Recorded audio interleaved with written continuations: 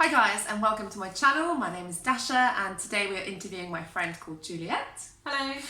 And the reason I wanted to put this interview together is to essentially talk about what it's like when you're first diagnosed and you essentially have to tell your friends and family about what it's really like, how you're feeling, and all of the emotions that come with it. I've known Dasha for almost 10 years. We met each other at university, and I'm also a doctor and I work in London, but I don't work as a rheumatologist. So Dash, when you first were diagnosed, what was it that you kind of wanted or felt like you wanted to hear at that point, and has that changed from then as to what about now when we talk about it? Good question, Juliet. Yeah, it definitely changed. I would say it's incredible how quickly that journey kind of happens. The first month of finding out was definitely the worst.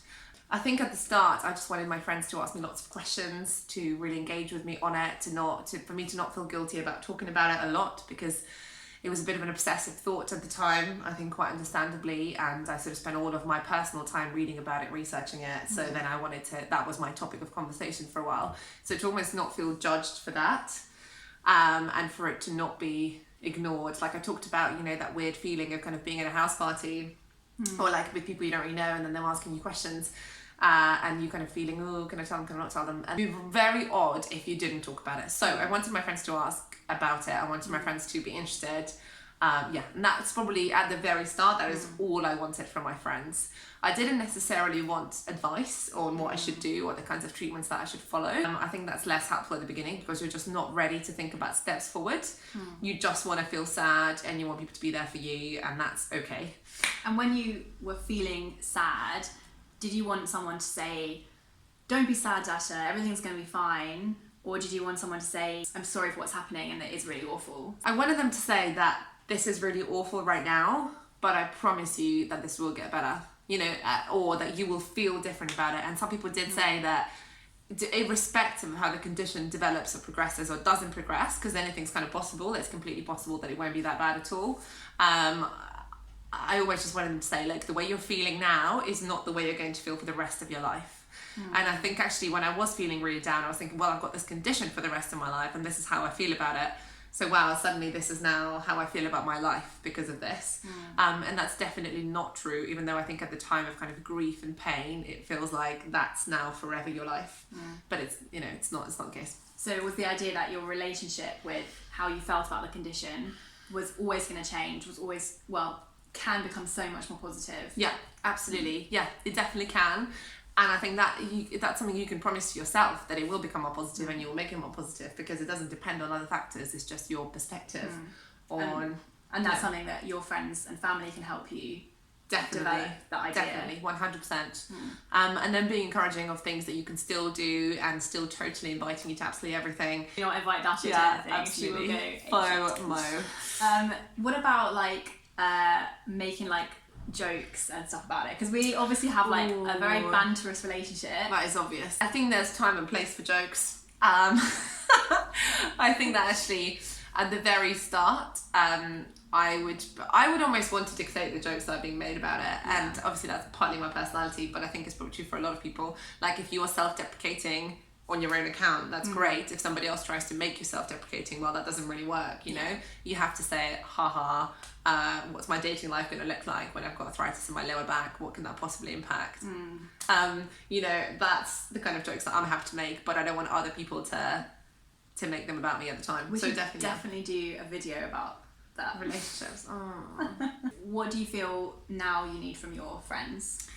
Yeah, so now it's been, I guess, 4 months since diagnosis. So again, not that long, but like long enough to generally go through like an emotional, complete 180. I think now I just want my friends to still check in with me and appreciate that it's a thing, but I don't need to talk about it for hours. I don't need it to be a massive thing. I don't need them to worry for me. I actually really don't. All I want them to do is just to check in like they would with anything else. You know, like, how is your job going? Great. How's your health? How are you feeling today? And that's it. To not assume that I'm in pain, to not assume that I'm really struggling. I almost want them to be positive for me and about my future. Yeah. So I think actually all I really want now is when I do get down for whatever reason, for them to say that it's just a bad day and actually it will totally be better. And these are all the things we're going to do together, you know, and then it's not permanent. Yeah. That's good. Yeah. Do you have some like top tips on how you think that people who are friends or family, what would you say to them? What would you say to me at the beginning of this to be a great friend to you during this time? Wow. This is yeah, it's quite a big question. You've done a great job being a very supportive, yet informed and factually scientific friend, which is always a good balance to have. Yeah, I would say allow me to be upset about it, like get me a glass of wine. You know, don't try and fix me like at the time, but then don't let me wallow in my own kind of pity for myself, because as with anything, I think you give people some time, but then you make them realise that life goes on. Yeah. And to have total faith that everything I wanted to do beforehand, I can still do and can do it well.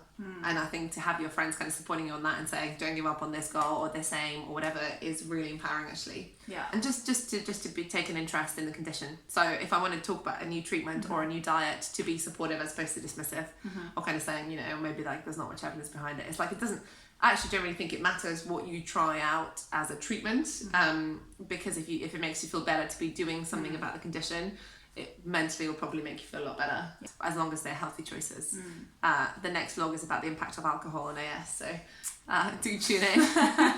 Will you be drunk during that video? I might have a glass of wine. I think you should have a glass of wine. I absolutely should. It's funny. Yeah, well, next video.